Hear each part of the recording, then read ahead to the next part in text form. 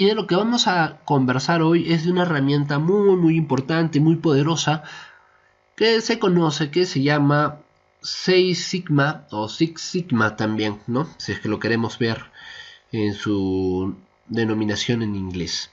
Un poco entrando o haciendo una introducción de qué es el Six Sigma o cómo se originó, les comento que esto se dio allá por la época de los años 80, por la década de los 80, por un ingeniero que elaboraba para esa época para Motorola, llamado Bill Smith. Y básicamente este ingeniero centró toda su metodología eh, en el estudio y en las observaciones de las variabilidades, ¿no? De las variabilidades que podían darse en un determinado proceso por diferentes situaciones. Y estas situaciones que producen estas variabilidades en el proceso, a la larga que pueden o generaban, ¿no?, defectos, generaban fallas, generaban errores que se notaban y se trasladaban, ¿no?, hacia el producto o hacia el servicio que se le trataba de brindar a un determinado cliente. Entonces la idea era ver la manera de entender, de estudiar estas variabilidades, estas variaciones que generan, fallas, que generan defectos, para poder realmente cumplir con los requerimientos de los clientes.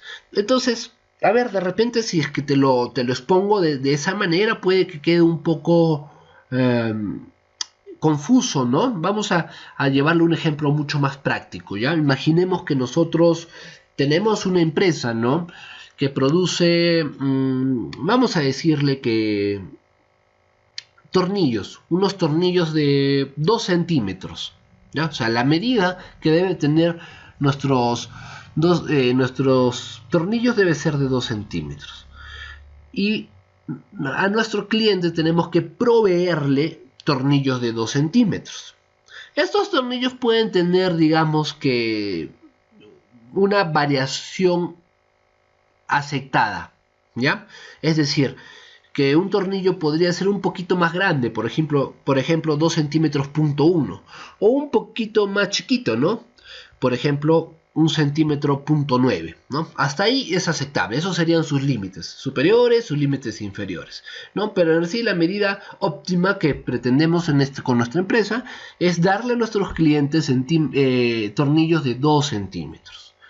Pero en nuestro proceso, digamos, en nuestras actividades para lograr producir estos tornillos de 2 centímetros, suceden diferentes eventos, vamos a decirle así, para hacerlo más sencillo, que hacen que no obtenga tornillos de 2 centímetros, que incluso se pasen, ¿no?, de los límites que te acabo de mencionar. Y por ahí me sale un tornillo de 2.3 centímetros, un tornillo de 1.8 centímetros, ¿no?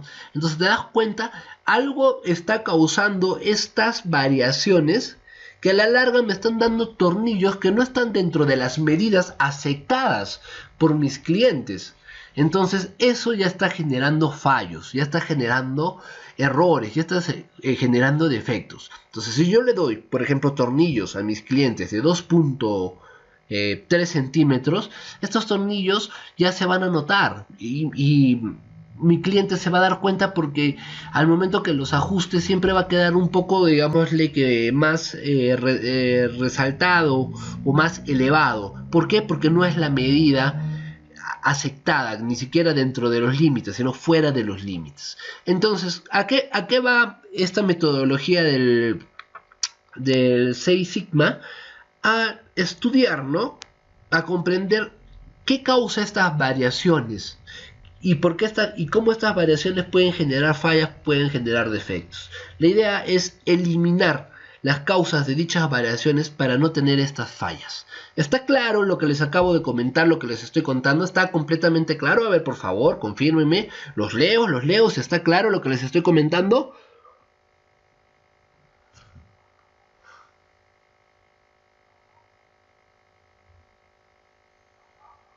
Bien, bien.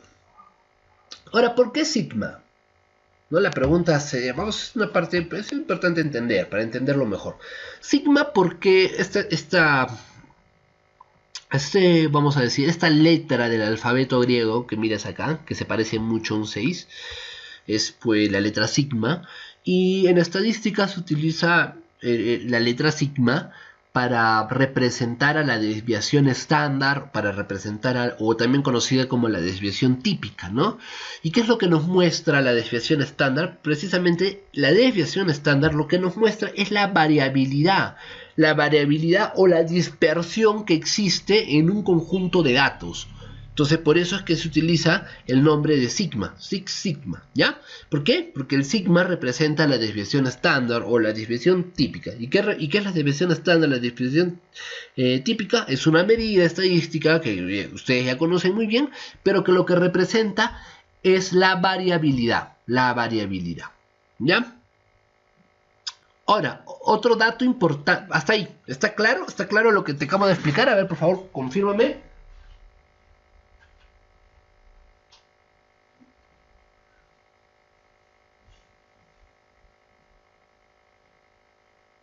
¿Ok? ¿Ya? Ahora, esto es importante entender, ¿no? Si vamos a hablar de Six Sigma, no solo tenemos que entender esta desviación estándar, también vamos a trabajar con la media, tenemos que hallar la media, en este caso de los datos que vamos a ir recolectando, recopilando. Y también tenemos que tener en cuenta los límites de especificación, que ya me adelanté un poquito, ¿no? Al hacerte este ejemplo del tornillo, ¿no? Los límites de especificación vamos a decirle que son los techos, que son los márgenes con los cuales vamos a trabajar para, digámosle de alguna forma, nuestro producto, ¿no? Lo que queremos brindarle al cliente esté dentro de esos límites aceptables o aceptados de calidad, ¿no? Por ejemplo, si mi tornillo debe ser de 2 centímetros, ¿no? Mi límite superior sería 2.1, ¿no? Y mi límite inferior sería 1.90. Entonces, dentro de esos límites, todavía mi tornillo estaría cumpliendo esas especificaciones aceptadas por mi consumidor, por mi cliente, ¿no? Entonces, es importante tener en cuenta esos límites. Es importante tener en cuenta los límites de especificación. Algunas veces estos límites son límites ya dados, ¿no? Establecidos por la misma empresa o establecidos por los requerimientos de los clientes. O también podemos calcular estos límites a partir de ciertos cálculos estadísticos que ustedes también los conocen cuando se han trabajado, por ejemplo, todo lo que se refiere a cartas de control o gráficos de control estadístico, ¿no? Muy bien. Entonces, importante tener en cuenta no solo la desviación estándar, no solo la media, sino también los límites de especificación. Y teniendo ya de cierta manera entendida los elementos, vamos a decir, que debemos considerar para entender el 6 sigma o el Six Sigma, es que vamos a hablar del nivel de sigma o el nivel sigma, ¿no? ¿Y a qué se refiere el nivel sigma? Y acá quiero que seas bastante observador, ¿ya? El nivel sigma se refiere al número, o mejor dicho, a cuántas veces la desviación estándar está o podemos encontrarla dentro de la media y los límites. Mira lo que te digo, dentro de la media y los límites de especificación. Sí, lo sé.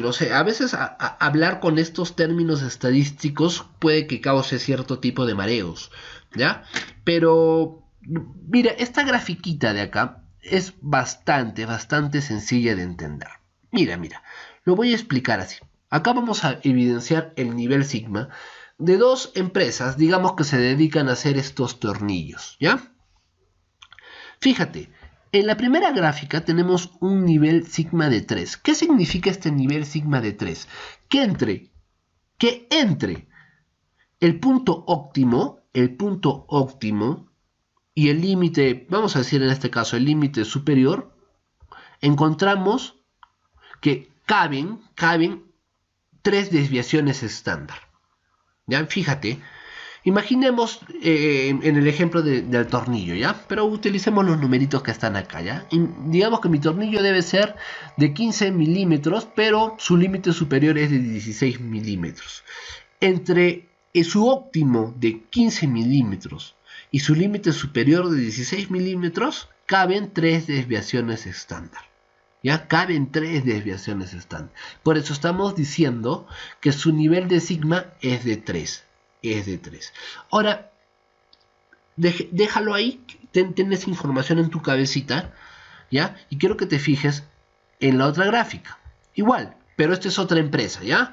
Y esta otra empresa, ¿qué me está diciendo? Mira, ¿qué me está diciendo? Que entre el punto objetivo, en este caso de 15, a su límite superior de 16, caben 6 desviaciones estándar. 6 desviaciones estándar. Entonces su nivel de sigma es 6. ¿Cuál sería mejor? ¿O cuál es mejor empresa? ¿Cuál está haciendo mejor su trabajo? La que tenga mayor cantidad de desviaciones estándar entre su punto óptimo y sus especificaciones. Y tú te preguntarás, ¿por qué? La pregunta que ustedes harán es ¿por qué? ¿Por qué esta de nivel 6 es mayor a esta de nivel 3? Y quiero que te fijes. ¿Qué te he dicho de la desviación estándar, en este caso del sigma? Que la desviación estándar lo que te muestra es la variabilidad. La variabilidad. Y a mayor sea la desviación estándar, o si quieres decirle, a más grande sea la desviación estándar, mayor es la variabilidad. Y eso no es bueno, porque nosotros ¿qué queremos? Nosotros no queremos que haya estas variabilidades, porque esto es lo que ocasiona defectos, esto es lo que ocasiona fallas, ¿no? Entonces, si es mayor la desviación estándar, si es mayor, van a entrar menos desviaciones estándar entre ese punto objetivo y sus límites especificados. Por eso es que te fijas acá, ¿no? Mira, si lo queremos ver de una manera gráfica, el tamaño de esta desviación estándar, en este caso, versus el tamaño de la otra desviación estándar en este otro caso. Entonces, ¿por qué acá entran menos desviaciones estándar? Porque sus desviaciones estándar son más grandes. Y una desviación estándar mayor, que significa mayor variabilidad. En cambio acá las desviaciones estándar son más pequeñas, por eso entran más, ¿no? Entre su punto objetivo y sus especificaciones, o límite superior o límite inferior, ¿no? Porque son más pequeñas, por eso entran más. A más pequeña la desviación estándar, van a entrar más, ¿no? Entre el punto objetivo y el límite especificado.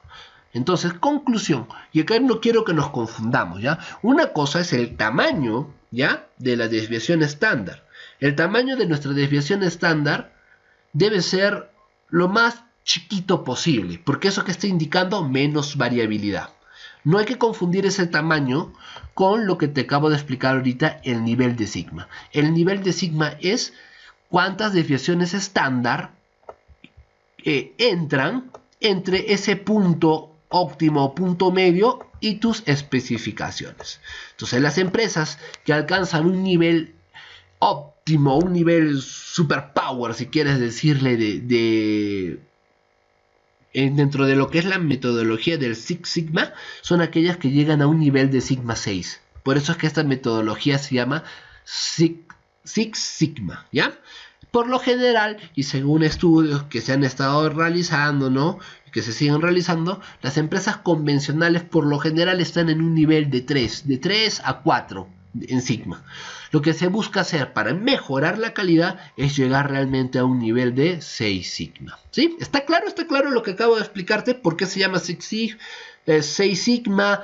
Qué importante es considerar la desviación estándar, qué importante es considerar los límites superiores y la media. ¿Está claro?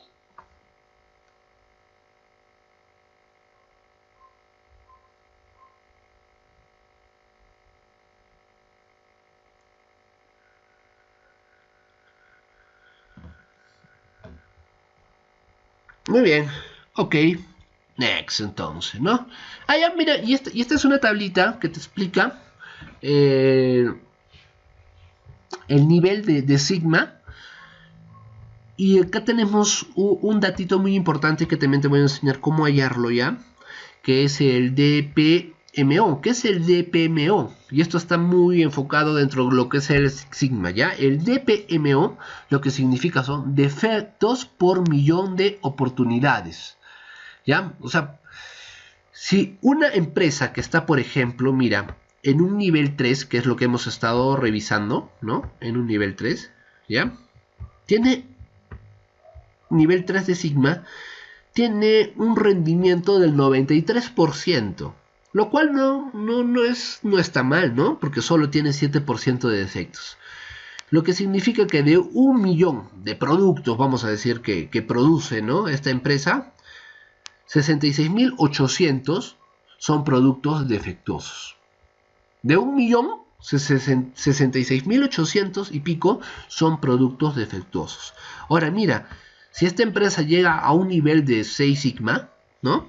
Acá, por aquí, un 6 sigma, es una empresa que tiene un rendimiento de casi 100%, casi la perfección. Y solo tiene defectos del 0.0003%. ¿Qué quiere decir eso? Que por millón de productos solo tiene 3, vamos a dejarlo en 3, porque dice 3.4, 3 productos defectuosos. Mira, por millón de productos solo tiene 3 productos defectuosos, ¿no?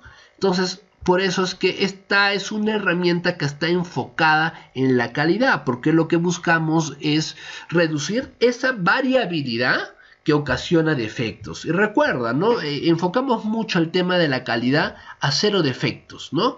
¿Qué es calidad? Es un producto que no tiene defectos y por lo tanto, si no tiene defectos, eso hace que el consumidor, obviamente, o el cliente se encuentre satisfecho. ¿Por qué no estaría satisfecho un cliente? Porque su producto tiene algún defecto, tiene alguna imperfección, tiene un factor X que le causa insatisfacción, ¿no? Bien, entonces es importante tener en cuenta esta tablita y creo que con lo que te acabo de explicar respecto al rendimiento y a los defectos queda evidenciado porque es que esta metodología busca siempre llegar al nivel de 6 o de Six Sigma, ¿sí? Muy bien. ¿Está claro? ¿Está claro lo que les estoy explicando? ¿Cómo vamos? Todavía no he entrado a desarrollar el ejercicio. Vamos a ver un ejercicio. Primero quiero que entendamos bien estos conceptos. ¿Qué tal? ¿Cómo vamos? ¿Está claro?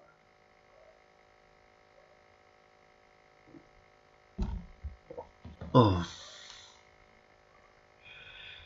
A ver.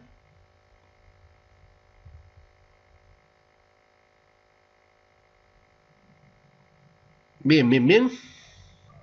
Sigamos, ¿ya? Mira, esto de la metodología del Six Sigma está muy relacionado, está muy de la mano también con lo que hemos visto. Digamos que es un derivado de lo que es el ciclo de Deming, ¿no? El ciclo de la mejora continua, ¿no? El Six Sigma trae un manual, vamos a decirlo así, un manual de instrucciones, un manual de procedimientos o pasos a seguir, que se conoce como el ciclo de MAIC, ya por las siglas de lo que significa cada una de ellas, ¿no? Que vendría a ser definir, medir, analizar, mejorar y controlar. Si te das cuenta, va muy relacionado, va muy de la mano con lo que es el ciclo de Deming, ¿no? Muy bien, entonces vamos a ver cómo es que debemos aplicar, digamos, este manual de instrucciones del Six Sigma, ¿ya? Primero tenemos que entenderlo, primero básico, para poder aplicar el Six Sigma, debemos tener en cuenta que nuestro principal insumo, en realidad nuestro principal insumo para casi todo, no solo para dentro de las organizaciones, ya, sino para cualquier tipo de decisión a tomar, es la información. Entonces, este sistema o este digamos, esta serie de pasos que están dentro del Six Sigma, solo van a tener resultados positivos y favorables dependiendo de la información que recopilemos, dependiendo de la confiabilidad, de la veracidad, ¿no?, de la información que vayamos recopilando. Entonces, básico, lo que necesitamos es recopilar información basada pues en situaciones reales, en situaciones problemáticas, en situaciones que realmente necesitan ser mejoradas, que necesitan este mejoramiento, ¿ya? Entonces, eso es básico, eso es básico. Entonces, la primera, la D de definir. ¿Qué es lo que tenemos que definir? Dos aspectos son los que voy a resaltar en esta parte de definir, ¿ya? Primero, tenemos que definir cuál fue el problema.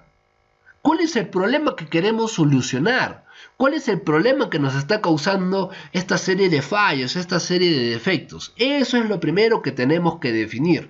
Y también tenemos que validarlo. ¿A qué me refiero con validarlo? A, en efecto, estar seguros, ¿ya?, de que aquello que queremos abordar o aquello que estamos definiendo realmente es un problema que debemos de solucionar. Y a la vez también tenemos que definir a los responsables. ¿A qué me refiero con esto? A quienes van a ser los encargados, ¿no? No solo de la aplicación, ¿no?, de la propuesta de mejora, sino desde el proceso de la planificación, ¿ya? Pero de arranque, ¿qué es lo que tenemos que hacer? Definir el problema. De ahí viene la M de medir. Medir. Y esto de medir ya implica lo que te acabo de mencionar, ¿no? La obtención de esta información, la obtención de estos datos, ¿no? ¿Qué es lo que tenemos que medir? Medir pues realmente el impacto del problema. ¿Cuáles son los efectos del problema? ¿Qué es lo que está causando? Mejor, ¿cuáles son las consecuencias de dicho problema, ¿no? Por ejemplo, no sé, si tenemos un problema, volviendo a nuestra elaboración o fabricación de tornillos, ¿no? ¿Cuál sería, cómo me daría cuenta de que existe un problema? Porque estamos obteniendo tornillos que están fuera de los límites o de las especificaciones aceptadas por los clientes, ¿no? Entonces tengo que tomar, ¿no? Tengo que recolectar esa información, ¿ya? Para realmente entender qué tan impactante, vamos a decirle, ese problema que hemos definido en la etapa anterior. De ahí viene la parte de analizar, que obviamente lo que vamos a hacer es, ya tenemos bien definido el problema, ya sabemos cuál es el impacto, cuáles son las consecuencias de este problema, entonces ahora es importante el cuestionamiento, ¿no? Y pensar y buscar, mejor dicho, más que pensar, buscar cuáles son las raíces, ¿no?, que están originando dicho problema, que me está causando fallos, que me está causando defectos, ¿ya? Ahí viene la parte de seguir con esta recolección de datos y armado de información para determinar, para encontrar realmente las causas de los problemas. Recuerda que cuando queremos dar solución, ¿no?, cuando queremos resolver una situación problemática, no vamos directo al problema, vamos mucho más atrás, vamos a la causa, vamos a aquello que lo ocasiona, que lo genera. Si eliminamos la causa, el problema automáticamente va a definir, ¿no? Entonces esa es la parte de analizar. En la parte de analizar vemos las causas.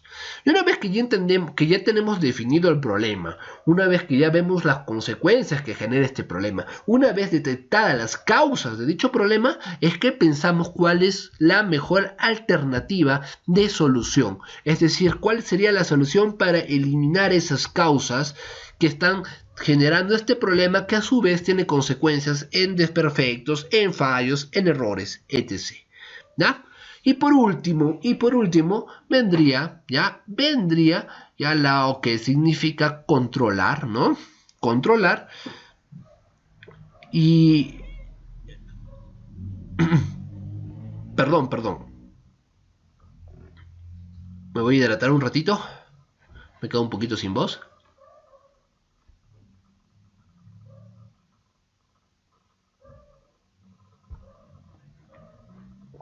Ya, perdón.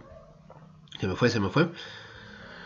Ya, de ahí viene, me quedé, ¿no?, en analizar, ¿no? Analizamos las causas, ¿no? Y una vez que hemos analizado las causas, obviamente se aplica, ¿no?, la mejora alternativa, que esa es la parte de mejorar, ¿no? En mejorar aplicamos la propuesta de mejora. Pero no es solo aplicar la propuesta de mejora, ahí viene lo último, ¿no? Lo que es el control, controlar. Tenemos que controlar que en efecto pues las medidas que se han ido tomando realmente puedan eliminar esas causas, o que realmente esas eran las causas que generaban esos problemas. Entonces tenemos que hacer este control y seguir cogiendo información, seguir recolectando información para ver si en efecto se logró eliminar los desperfectos, los fallos, porque se logró eliminar el problema, porque se logró eliminar aquellas causas que lo estaban generando, y de esta manera seguir cumpliendo de manera satisfactoria tanto con nuestros clientes internos como con nuestros clientes externos, ¿no? Entonces te das cuenta, vamos a decirle, instrucciones que están dentro del Six Sigma son muy parecidas a las que ya se han revisado dentro de lo que es el círculo o el ciclo de Deming. Mira, acá tengo una especie de resumen, ¿no? De lo que te acabo de comentar, ¿no? La primera parte, que es la de definición, que básicamente es definir el problema, ¿no? Y tenemos que, el objetivo es darle solución a ese problema. También se define el equipo, también se define, por ejemplo, al líder que se va a encargar de llevar adelante este proyecto de mejora, porque es un proyecto de mejora. En cuanto a la segunda etapa, la que es la de medir, ¿no? Es importante la recolección de estos datos, es importante entender cuáles son las variables que están implicadas, es importante esta recolección de información. Por eso te das cuenta que dentro de medir tenemos lo que se implica recolección de datos, como te acabo de mencionar, y de ahí vamos a encontrar otros indicadores también que nos van a dar de cierta manera una idea de la situación real de nuestros procesos. Por ejemplo, acá vamos a encontrar el nivel de sigma, que es lo que te acabo de explicar hace poquito, ¿no? ¿Podemos hallar el nivel de sigma? Sí, este de acá, ¿no? Que nos puede decir la situación actual de nuestros procesos, ¿no? Tenemos también el famoso CP y CPK, que lo vamos a ver ahorita en un ratito más adelante, que es la capacidad del proceso, ¿no? Que nos pueden dar idea de qué tan bien estamos o qué tan mal estamos, y encontrar las causas de aquellas que estén generando variaciones que atenten al conseguir nuestros niveles de calidad óptimos, ¿no? En cuanto a analizar, ¿no? Analizamos también utilizando, por ejemplo, algunas herramientas que ya conocemos, ¿no? Está lo que es el Pareto, ¿no? Que nos ayuda a entender 80-20, por ejemplo. Seguimos con lo que es la recolección de datos, ¿ya? Es importante, es importante. Después, mira, acá en la etapa de mejora, ¿no? Ahí también podemos aplicar más que todo ya la implementación de la mejor alternativa de solución que hemos hallado. Acá hay una que me gusta mucho, que es la del Poka-yoke. La del Poka-yoke, no sé si lo han conversado antes, pero para hacerlo así súper sencillo, para hacerlo súper rápido, se refiere a cómo definir de cierta forma procedimientos que impidan los errores. Es interesante lo que te digo, ¿no? Desarrollar procesos o procedimientos de tal manera que estos ya impidan los errores. Un ejemplo para que esto te quede mucho más claro sobre el Poka-yoke es, por ejemplo, un USB. Un USB ha sido desarrollado, ha sido creado, ha sido fabricado precisamente teniendo en consideración el Poka-yoke, el sistema de Poka-yoke. ¿Por qué? Porque el USB, cuando tú lo conectas a tu PC, ¿no? Solo hay una forma de conectarlo, ¿no? O si quieres decirle, de enchufarlo. Si lo haces al revés, el USB no va a entrar. Entonces, a eso me refiero, con diseñar sistemas que impidan los errores, ¿no? No hay forma de que yo fuerce el ingreso del USB, ¿no? A un determinado puerto, porque el simple hecho de colocarlo al revés hace que el USB no ingrese. Entonces ahí tú te das cuenta de que está al revés, Entonces ya evitas caer, digamos, en esa falla de malograr el USB o de malograr el puerto. ¿Por qué? Porque solo hay una manera de conectarlo, de enchufarlo. Por eso me parece muy, muy interesante y te la comento. No te olvides, el Poka-Yoke. ¿Ya? Y bueno, por último tenemos pues todo lo que se refiere al control. Y dentro del control también podemos aplicar evaluaciones, más que todo evaluaciones a los resultados de nuestras propuestas, de la aplicación de nuestras propuestas de mejora. De nuevo hallar el nivel de Six Sigma. Acá también le incluiría de nuevo hallar el CP, de nuevo hallar el CPK, que ahorita lo vamos a ver. También tenemos los famosos métodos de control SPC, que vienen a hacer estos gráficos de control estadístico, que vienen a hacer estas cartas, la carta P, por ejemplo, la carta NP, la U, ¿no? La carta E, que también ya han tenido oportunidad de revisar, ¿no? Otras metodologías que se derivan a partir del Six Sigma está la famosa definir, medir, analizar, diseñar, optimizar y verificar, y la famosa planificar, ejecutar, verificar y actuar, con estandarizar, ejecutar, verificar y actuar, que viene a ser pues lo que te acabo de mencionar, prácticamente lo que es el ciclo de Deming, ¿no?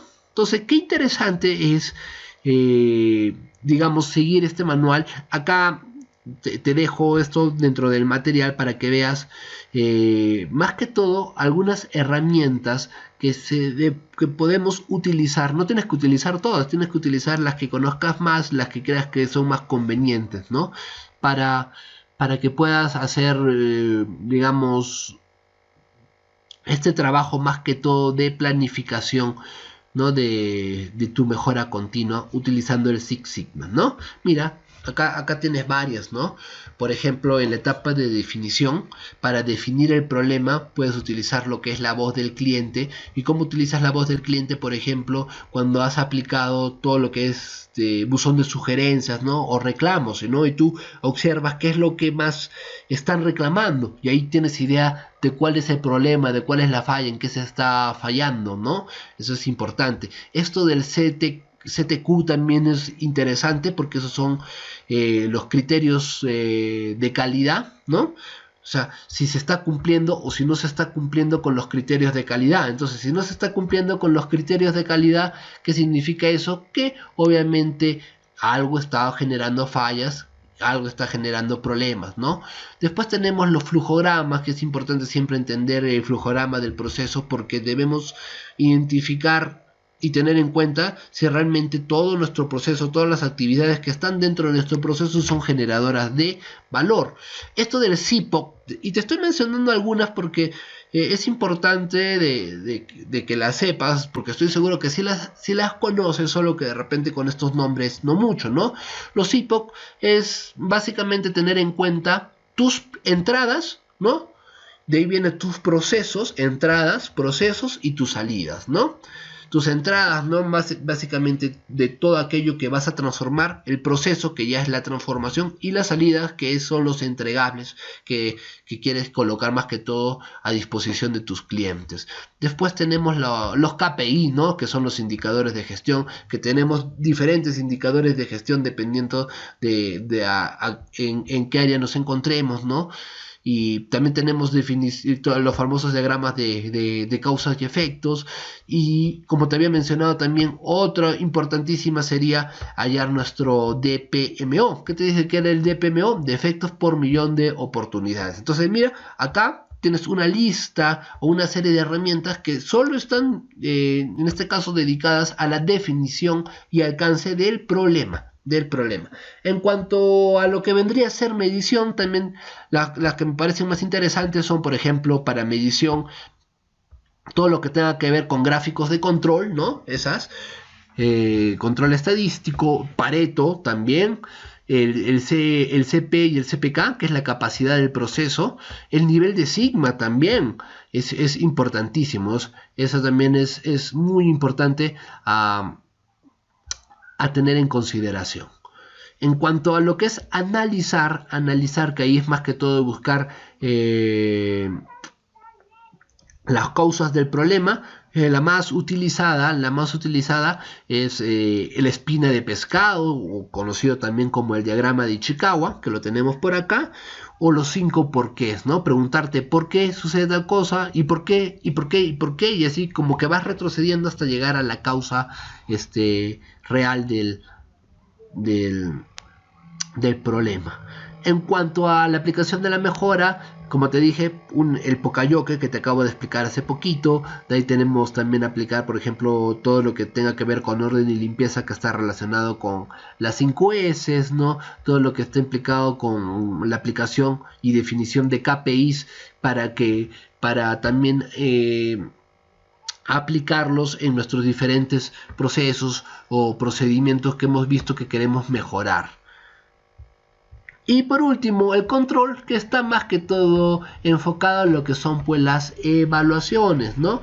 Y para eso también puedes aplicar nuevamente métodos de control, como son nuestros gráficos de control, ya sea por variables, ya sea por atributos, ¿no?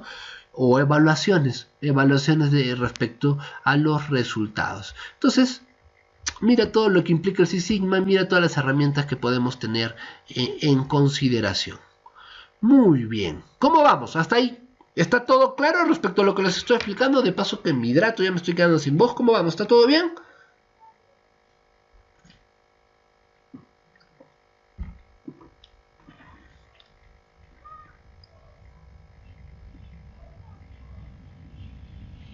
Perfecto.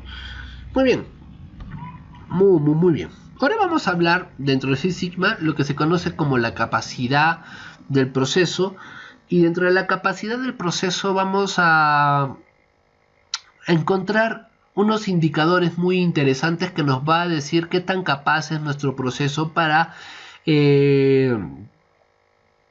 estar, digámosle, que dentro de las especificaciones de calidad que nos están solicitando nuestros clientes o que queremos brindarle a nuestros clientes. Entonces, hay algunos indicadores que vamos a hallar. Ahorita te voy a enseñar cómo hallarlos, ¿no? Está el famoso CP, ¿ya?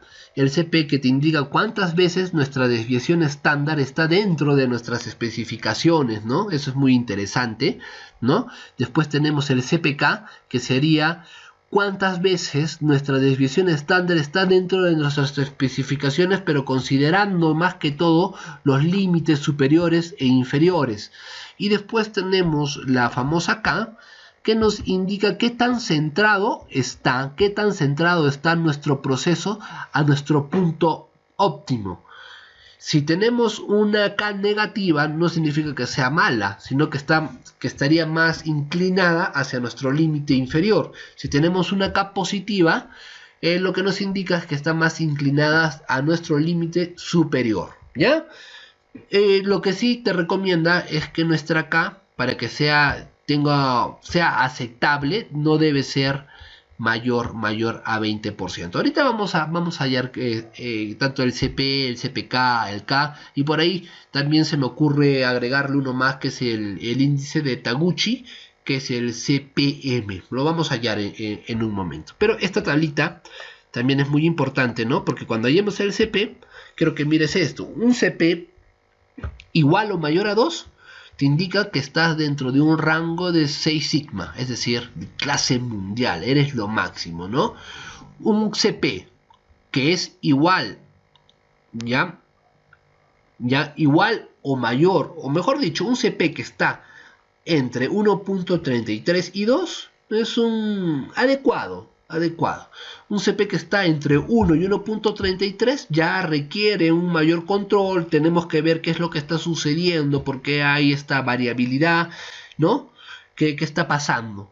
Y ya mira, a partir de 0.67 a 1, incluso menores a 0.67, ya estamos hablando de que se requieren medidas mucho más severas, mucho más estrictas, que tenemos que analizar, porque estamos hablando de procesos que no están dentro de las especificaciones. Por lo tanto, son procesos que están generando productos defectuosos o productos con falla.